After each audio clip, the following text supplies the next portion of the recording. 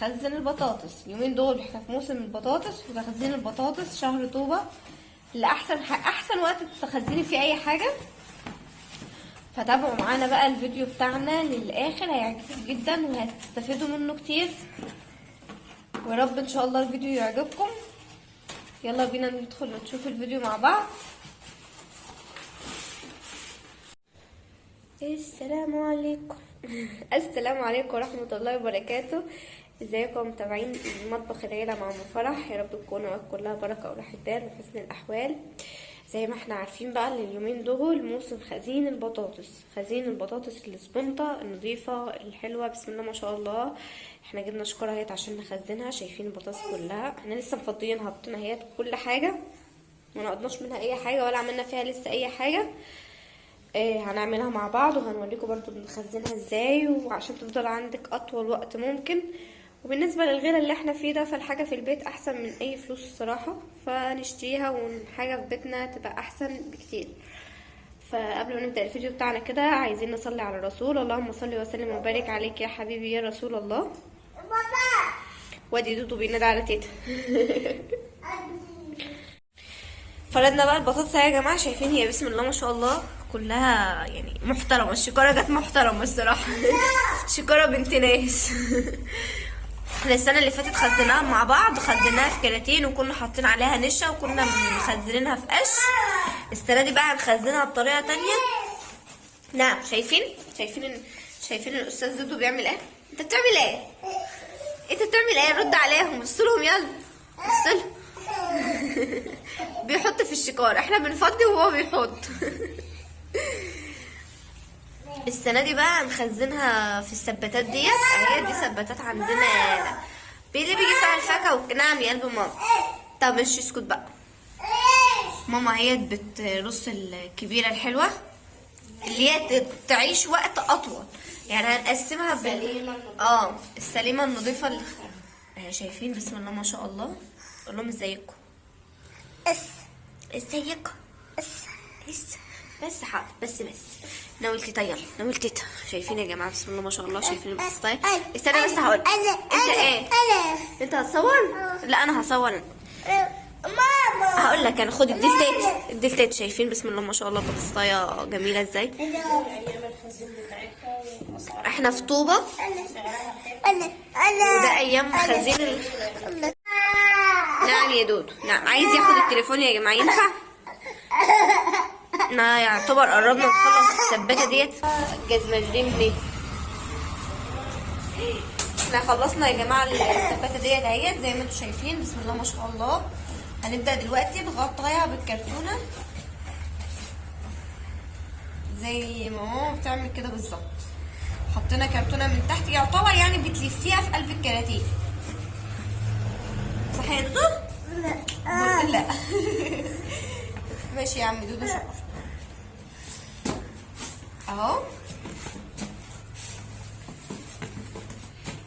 كده اول سباته يعتبر خلاص خلصت معانا اهيت. هنحط بقى سباته وهنكمل نفس الشيء، يعني نفس الرص هنكمله. ماما هتحط معاكم بقى سباته كده من الاول اهيت اهي. حاطين برضو في قلبها. ايوه حطها فوق كده يا ماما اهي. هنبدا برضو ننقي اهي يا جماعه. قربوا اهي اللي فيها حتت مثلا اللي زي ديت او ديت، دي نستخدمها على طول في الاول عشان دي ما ينفعش ان هي تعيش. وفي واحده اهي برضو كمان اهي، يعني اي حاجه فيها مثلا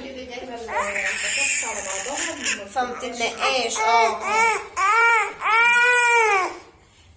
ده نوع سبونتا، ده سبونتا للطبيخ للتحمير.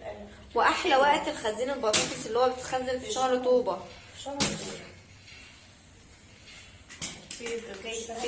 فيها خضرة هي برضو بنستبعدها ما بنحطهاش. حبايه اللي هي نظيفه علشان ما تضربش منك.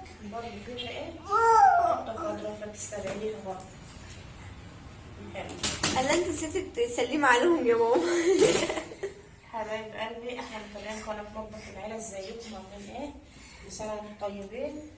احنا في شهر رجب، بنقعد عليكم الايام بالخير يا رب. 3 ايام بتوع شهر رجب، 13 14 15. 3 ايام البيت بتوع شهر رجب. اظن احنا كلنا صايمين. كل سنه وانتم طيبين، تنعم عليكم الايام بالخير. شوفوا احنا بنعمل ايه، وبالله عليكم مشاهدينا ندخل في التعليقات ونصلي على سيدنا النبي عليه الصلاة والسلام. اللهم صل وسلم وبارك عليك يا حبيبي رسول الله. انا مش بحاول انزل عليها الطينه، انا بسيب عليها الطينه بتحفظها. هو قال لي لا. شايفين بسم الله ما شاء الله يا جماعه الكميه بتاعتنا هي بتاعت الشكاره.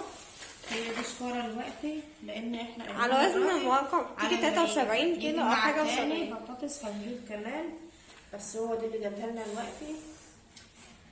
هي طلعت برضه مفيش فيها نقطه كتير وكويسه، كلها بطاطسايه جميله. ودي البطاطس الزبده بتاع الخزين. احنا غطينا دي مع بعض وغطينا دي مع بعض، هنوريكم برضو تاني احنا هنغطيهم ازاي. دي بطاطس هي احنا منقوضه برضه، دي مش الخزين، دي هنستعمل منها على طول. علشان كده احنا عدينا في عبوه شكل تاني عن بقيه العبوات دي، علشان تبقى تتعرف. مختلف. عشان تتعرف هنشتغل منها هي الاول. هي مش فيها حاجه يا ايه، دي اللي فيها ايوه حتت زي دي كده، حاجات زي كده حته خضرا صغيره عشان ما تستحملش اللي هي تتخزن، الحاجه اهي. فهيكون استخدامنا فيها الاول. هيكون الاستخدام فيها الاول بدل ما تركنيها او تتحط في وسط البطاطس وتضرب بعضها او تبوظ او كده. فدي اللي احنا هنستخدمها الاول. دي رفيعه اللي طلعت منها، لا هنسلقها دلوقتي. دي الرفيعه اللي طلعت من الشكاره. احنا كنا طبخنا اصلا وخلصنا الطبيخ وكده، فبدل ما هتركنيها لا، احنا بكره هيكون في فطار، فاحنا ليه ما نغسلهاش ونوضبها ونعلق عليها تتسلق، او تعملها انت اي شكل، اي حاجه انت عايزاها تشكلي فيها الفطار وتتسلق، بس مش هتتعاني يعني، رفيعه قوي. ولما طلعش بتاعت 2 كيلو او 3 كيلو مش الشكاره كلها حلو. برضه الترابه اللي طلعت اهي حاجه بسيطه مش كتير. الترابه اللي طلعت منها ما طلعش منها حاجات كتيره برضو يعني، بسم الله ما شاء الله الشكاره كانت جميله. احنا كنا منزلين الروات هناك اهي في بعضها عشان احنا كنا هنعبي البطاطس اللي هتيجي كلها، فلسه بقيه البطاطس ما جاتلناش. هي دي اللي جت فاحنا عبيناها معاكم. دي طريقه مختلفه خالص عن كل سنه، وطريقه سهله بسيطه مش محتاجه حاجه ولا مكلفه. كنا خزناها بنشا والقش. قبل كده كنا خزناها في قش. الوقت احنا خزناها مش قافلين السباته كلها، احنا قافلين نص السباته بس. وهنقفلها زي ما انتم شايفينها كده. احنا مدين لها نسبه تهويه بسيطه علشان برضو ما نكتمش وتضرب منك. برضو هنغطيها غطا كويس من فوق، بس هي مهويه تهويه بنسبه بسيطه خالص من ده. بتركناها في مكان بقى بيكون عندك مش بطريقه حد ومش في السكه برضو بعيد عن التهويه، في حته كامله كده ما فيش فيها تهويه برضو ما فيش فيها شمس. بتفضل معاكي ما بتضربش. بس برضو وانت بتجيبي من حاجه انت فتحت دي وبتجيبي منها بتقلبي فيها، اللي بتلاقيها كده بتاخديها الاول. برضو بتيجي تفتحي في التانية كذلك. انا عاملاها عبوات صغيره خالص عشان لما نيجي نفتح للاستعمال ما تغيبش قوي، او ما تكونش انت فتحت عليها والبطاطس كلها تهوى، تبقى هي كميات بسيطه. تبداي تقلبي فيها وبتخلص على طول، ما بتغيبش معاك وتكون هوت وباظت منها. دي طريقه البطاطس. في طريقه تانية برضو بتبقى الناس تخزنها، تجيب تراب في شكاير اسمنت برضو، بتجيب تراب من الارض او اللي هو الشرب وفي مكان وبيخزنوها جوه التراب. في شكاير اسمنت، في شكاير خيش.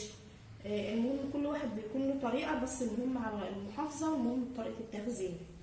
الطريقه اللي انت تجربيها وتبقى ما باظتش منك فيها حاجه او ما فيش فيها تلف كتير امشي عليها وخزني زي ما انت متعوده.